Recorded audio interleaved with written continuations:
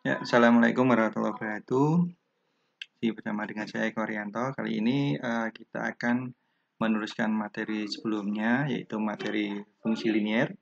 Di sini penerapan untuk fungsi linier adalah untuk fungsi permintaan dan fungsi penawaran. Ya. Oke, kita langsung aja untuk materinya.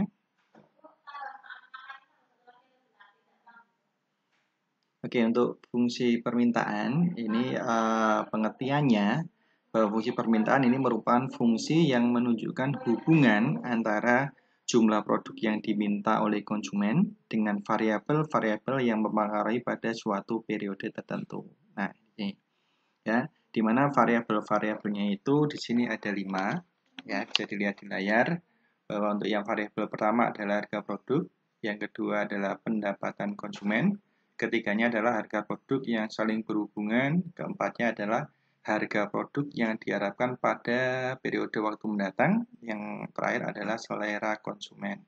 Nah, dari kelima produk ini, kelima variabel ini nanti hanya ada satu yang kita perhitungkan, ya. Yang lainnya nanti kita anggap diabaikan karena konstan. Nah, mana variabel yang kita gunakan? Nah, bisa dilihat untuk tampilan berikutnya. Nah, di sini. Dari kelima variabel tersebut di atas, tadi yang telah saya sebutkan, variabel pada harga produk. Nah, di sini. Jadi variabel yang kita gunakan ini adalah variabel pada harga produk, ya, dianggap yang paling penting dan digunakan sebagai variabel bebas. Variabel bebas. Sedangkan variabel yang lain dianggap konstan, jadi nanti kita abaikan.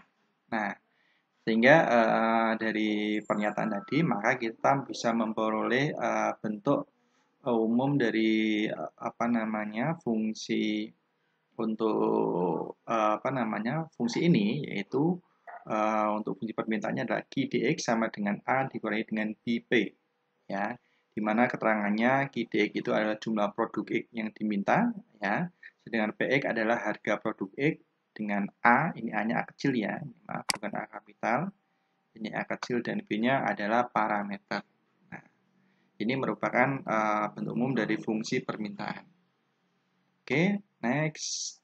Nah, untuk grafik fungsinya ini bisa dilihat. Ini adalah ciri khas dari fungsi permintaan. Di sini garisnya adalah condongnya menurun, ya. Nah, di sini adalah sumbu P ini, ya. Sedangkan ini adalah sumbu Q. Nah, ini belum catat. Nah, di sini. Jadi di sini titik potong pada sumbu P-nya, ya. Di sini adalah 0, P di sini. Ini ada dipotongnya adalah Q,0. Nah, garis ini didapat dari fungsi permintaan, yaitu Q dx sama dengan A dikurangi dengan BP. Itu ya. Nah, next kita langsung ke contoh permasalahannya saja. Nah, untuk contohnya, untuk fungsi permintaan tadi, permasalahannya adalah suatu produk jika harganya 100, barang yang terjual sebanyak 10 unit. Dan jika harga barangnya diturunkan menjadi Rp75, akan terjual 20 unit. Tentukan yang A adalah fungsi permintaannya, dan yang B adalah grafiknya. Nah, di sini nanti kita akan menggunakan materi sebelumnya, yaitu materi fungsi linier. Nah, di sini bisa dilihat untuk yang di sini. Oh ya, diketahuinya dulu, ya. Jadi tadi untuk yang mohon maaf, yang pertama tadi untuk harga, ya, harganya adalah 100, harga itu nanti punya P, ya, price, ya. Kalau untuk barang, jumlah barangnya adalah key, quantity, ya. Nah, di sini untuk yang P1-nya 100 dan Q1-nya adalah 10. Sedangkan P2-nya 75 dan Q2-nya adalah 20. Nah, jadi ini. Nah, di sini. Ya, P1-nya 100, Q1-nya 10, P2-nya 75, Q2-nya 20. Nah, kita menggunakan rumus ini. Nah, masih ingat ini rumus apa? Ini adalah rumus mencari persamaan fungsi linier dari dua titik yang diketahui. Nah, ya, kita anggap ini titik pertamanya P1, Q1, titik keduanya P2, Q2. Kita menggunakan ini. Kalau pada fungsi linier sebelumnya kita menggunakannya adalah X, Y, ya. Nah, X-nya itu dianggap dengan Q, ya, untuk Y-nya nanti P.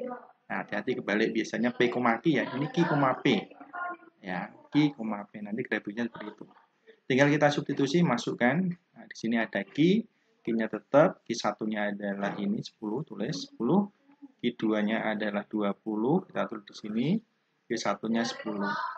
Berikutnya P kurangi P1, P1-nya adalah 100, P2-nya 75 kurangi dengan 100, sehingga kita bisa peroleh Q-10 tetap di atas, 20 kurangi 10 lagi adalah ya 10. Berikutnya P kurangi 100, 75 kurangi 100 adalah min 25. Nah ini. Setelah itu kita bikin yang ini, ya pindah ke ruas kiri.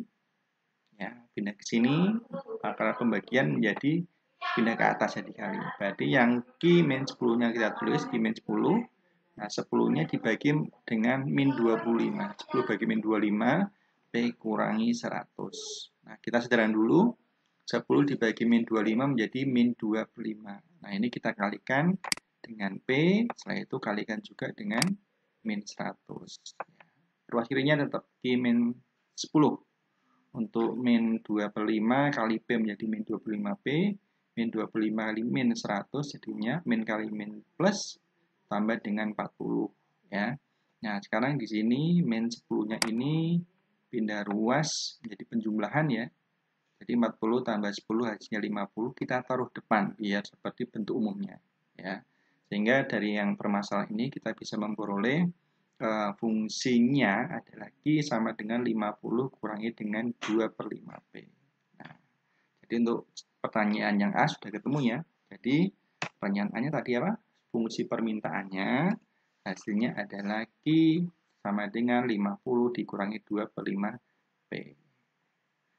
Next, untuk pertanyaan B adalah kita disuruh mencari grafiknya. Nah, di sini kita sudah memperoleh fungsi permintaannya tadi, ya. Maka kita membuat atau menggambarnya. Nah, di sini seharusnya ini kosong dulu, ya. Nanti yang ada itu adalah 0 sama 0. Maksudnya kalau Q-nya 0, nanti P-nya berapa? Kalau P-nya 0, nanti Q-nya berapa? Ini kebetulan sudah terisi. Ya, coba ini tak coret dulu aja, anggap ini tidak ada, ya. Kita coba cari yang mudah dulu. Kalau P-nya 0. Kalau P-nya 0 otomatis kan 2/5 kali 0 kan habis 0 ini. Maka ini hilang. Jadi G-nya berapa? G-nya 50. Maka di sini ketemu ada 50. Nah, masih kelihatan ya. Berikutnya kalau Q-nya 0, Q-nya 0 berarti 50 kurangi 2/5P, maka min 2/5P-nya nanti pindah ke kiri. Jadi, nah, ini aja wes. Q-nya 0 ya, jadi 50 min 25P sama dengan 0, jadinya saya arahkan ke sini aja, berarti 2/5P sama dengan jadinya 50, itu ya. Nah, 50. Nah, sekarang kita pindahkan, pembagikan pada ruas jadinya kali ya, jadi 2P sama dengannya berarti berapa? 250. Nah, ini ya. Jadi P-nya ketemu ada 125, ketemu ini. 125. Sehingga kita peroleh persamaannya adalah Q, P ya, pada 0,125 ini. Ya, B-nya 50,0. Nah, diperoleh adalah ini. Nah, tinggal titik-titik ini kita gambarkan ke dalam grafik. Kita tulis dulu yang ini. 0,125 berada di sini, ini titiknya. Nah, sebelumnya nggak ada garisnya dulu ya, titik dulu. 50,0 adalah di sini. Nah, kedua titik itu kita hubungkan ya. Kita hubungkan sehingga diperoleh garis ini. Nah, inilah garis dari fungsi yang tadi Q sama dengan 50 min 2/5P. Nah, jadi jawaban yang B, yaitu grafiknya, ini sudah ketemu jawabannya adalah seperti ini. Itu ya. Oke, next. Kita ke fungsi berikutnya adalah fungsi sebelum kita ke penawaran. Di sini untuk fungsi permintaan ada fungsi permintaan khusus. Tadi kan bentuknya garisnya miring ya. Nah, untuk fungsi permintaan khusus di sini ada dua ya. Jadi bisa dilihat fungsi yang telah kita bahas tadi adalah fungsi permintaan normal. dengan kemiringannya adalah negatif. Negatif itu berarti dari atas semakin ke kanan menjadi ke bawah. Nah, untuk di sini ada fungsi permintaan khusus, ada dua, yaitu fungsi kemiringan 0 dan fungsi permintaan tak hingga. Di sini ada dua dari sini. Ya, di sini dianya yang pertama adalah garisnya sejajar dengan sumbu Q. Nah, di sini didapat jika P itu sama dengan A.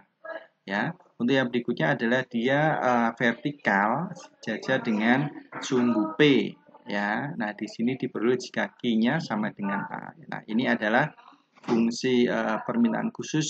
Ya, ini diperoleh jika kemiringannya 0 atau kemiringannya adalah tak hingga. Gitu ya. Oke, next kita ke materi selanjutnya adalah fungsi penawaran.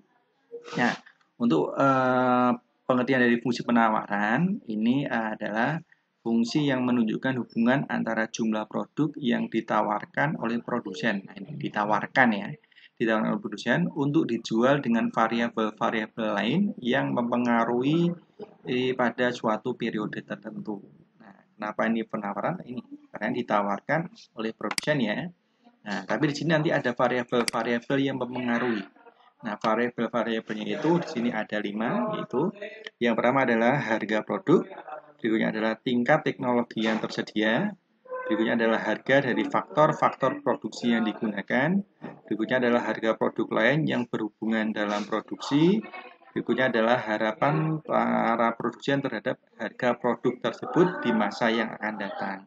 Nah, ini adalah variabel-variabel yang mempengaruhi. Nah, sekarang kita lanjut. Ini sama pada fungsi permintaan.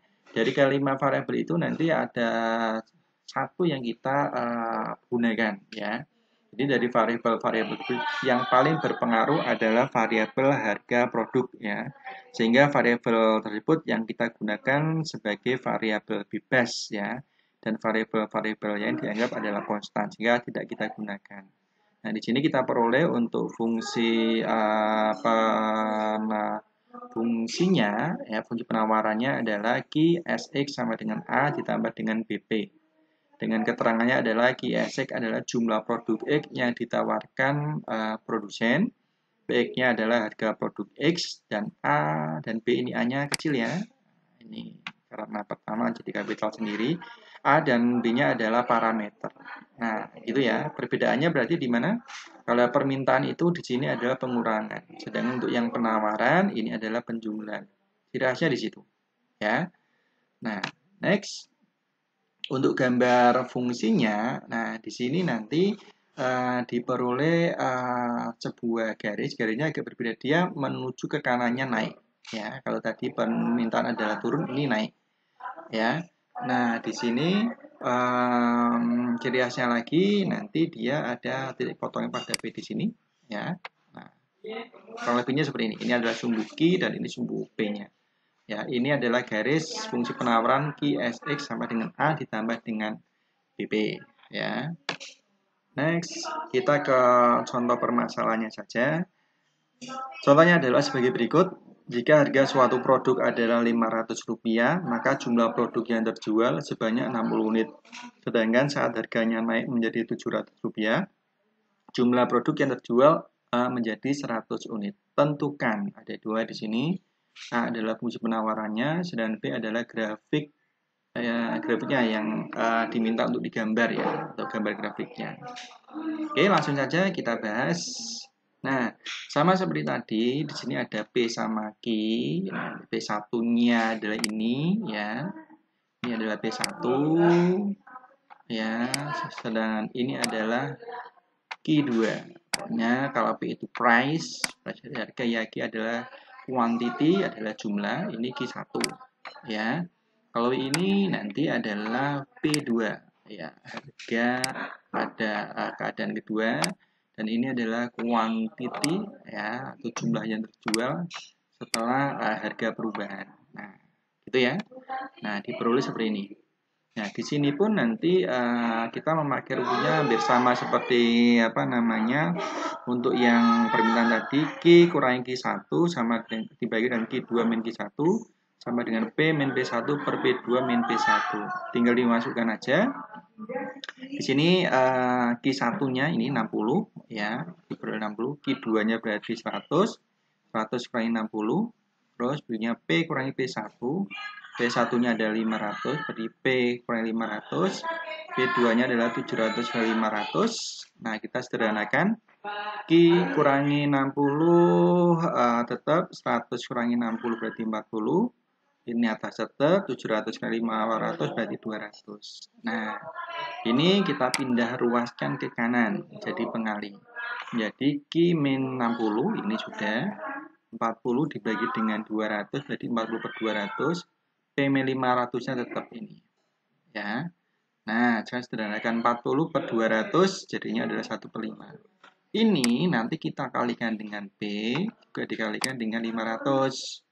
Nah, ruas kiranya masih tetap. Berarti 1/5 kali P berarti 1/5 P. 1/5 kali min 500 menjadi min 100. Nah, ini min 60 pindah ruas menjadi penjumlahan. Jadi, min 1/5 P ini masih tetap. Min 100 tambah 60, kali ini pindah ruas jadi jumlahan, hasilnya min 40. Taruh kiri biar sama dengan bentuk umumnya. Sehingga kita bisa memperoleh fungsi penawarannya adalah Q sama dengan min 40 ditambah dengan 1/5 P. Ini ya. Ya, berarti kita untuk permasalahan yang A atau permintaan dari soalnya sudah ketemu Q sama dengan min 40 tambah dengan 1/5 P. Next, kita untuk yang pertanyaan B, kita disuruh menggambar grafiknya. Caranya hampir sama seperti yang permintaan. Ini grafiknya ini, kita bikin dia ini sebelumnya kosong, ini juga tidak ada ya. Nah, kita bikin koran aja, Q-nya 0, P-nya 0. Kalau P dulu aja biar mudah, kalau P-nya 0, jadi kan ini 0 kali 1/5 kan hilang ini. Nah, berarti Q-nya adalah min 40, maka diperoleh min 40. Next, kalau Q-nya 0, nah Q-nya 0, nah kira-kira biar 0 itu 1/5 kali berapa biar menjadi 40 ya kan? 40 kan tambah berapa biar 0 kan 40. Berarti 1/5 kalikan berapa biar 40 adalah 200. Maka ingat ordinatnya itu adalah Q, P. Berarti ya sering kejadian kebalik P, Q karena biasanya kan alfabet P dulu ya. Tapi ya E, Y ya. Makanya tapi ini kebalik Q, P. Maka 0,200 dan min 40,0. Nah, tinggal digambar ke dalam grafik. Ini adalah sumbu apa ini? Ini sumbu Q, hati-hati. Ini sumbu P. Nah, di sini kita gambar yang titik ini dulu. 0,200 berarti di sini. 0,200. Min 40,0 adalah di sini. Nah, ingat yang namanya harga sama apa namanya jumlah itu kan tidak boleh negatif ya. Maka di sini kita bikin garis putus-putus. Maka garisnya untuk fungsi gambar itu mulainya dari ini ke atas. Nah, ke sana ya, arah ke sana terus sampai tak hingga ke sana. Nah, ini adalah gambar grafiknya mulai dari ini sampai ke atas. Nah, sudah diperoleh, ini adalah gambar dari grafik fungsi penawaran Q sama dengan, wah ini ada kesalahannya, bukan 40 ya, ini bukan 50, ini 40 ya. Coba kita lihat sebelumnya. 50 atau 40? Ya, 40 ada kesalahan. Ya, Q sama dengan min 40 tambah 1/5 P. Nah, jadi permasalahan yang B sudah diperoleh ya. Nah, jadi sudah terbahas untuk soal permasalahan pada fungsi penawaran. Nah, gimana paham?